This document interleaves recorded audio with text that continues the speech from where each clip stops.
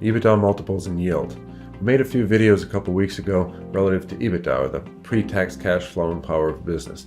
One video discussed EBITDA, how it was calculated, how it was oftentimes adjusted or recast, what some of the categories for those adjustments typically are. The second video was relative to EBITDA multiples being paid for a business.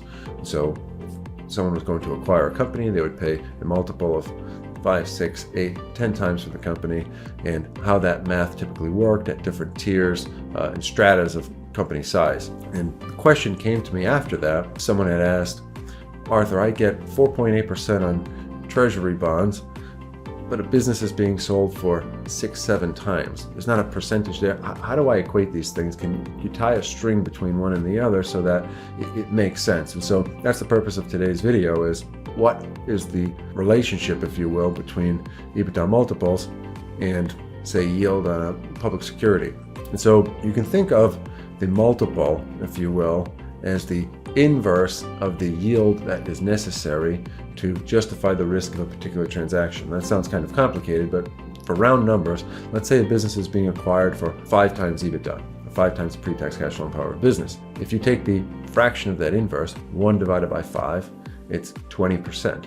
And so basically, if someone's acquiring the business, they're saying the risk-adjusted return that I need to deploy capital to acquire this business is I need a 20% annual pre-tax return on the business.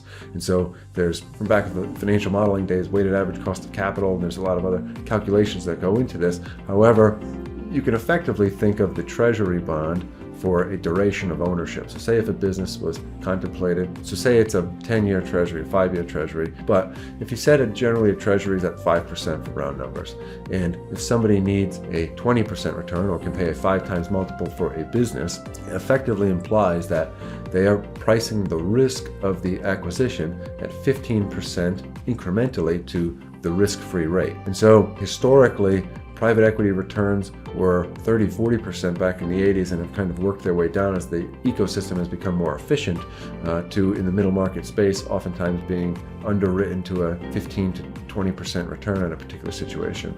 And so, but the very general math, when you can think of it, is when people are talking about EBITDA multiples, take 1, divide it by that number, and that's the implied return. And then if you subtract from that risk-free rate or the treasury bond rate for a particular duration, but you can take generally, with the yield inversion, it's all over the place, but take kind of a round estimate of that, then you can back into what the implied incremental yield is that someone is needing to justify taking the risk in buying a particular company. Because conceptually, owning a smaller, in the grand scheme of capital, privately held business should engender some greater return than not, right? If a risk-free treasury bond is at 4%, if the multiple that's being paid in the public markets for Apple is implying a 6% return, then buying a business that generates $2 or $3 million in EBITDA, which is a very sizable business, of course, but in the grand scheme of all companies in the world is considered on the smaller side of the middle market or lower middle market, the return would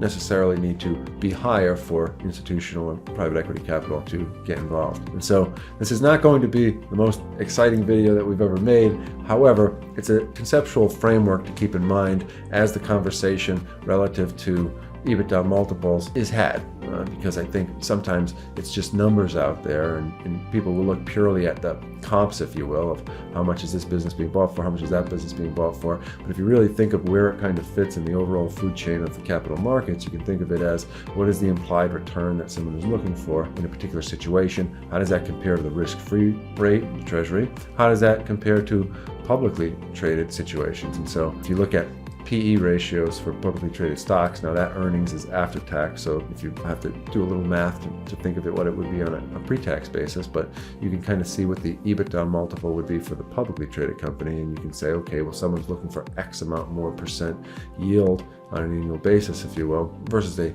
larger publicly traded company. Now look, there's other things to consider. There's terminal values, there's exit multiples that kind of bake into things. There's a discounted cash flow, or basically contemplating the time value of money as things stretch out and discounting the further out cash flows. However, very, very high level, this is the connection between EBITDA multiples and yields. So that's the thought for today. I don't expect that this will get the most views out of all of our videos, but we do hope it's helpful, as it is something that comes up in a lot of our conversations. Hope the week continues to go well. Keep pushing forward. God bless. See everyone next time.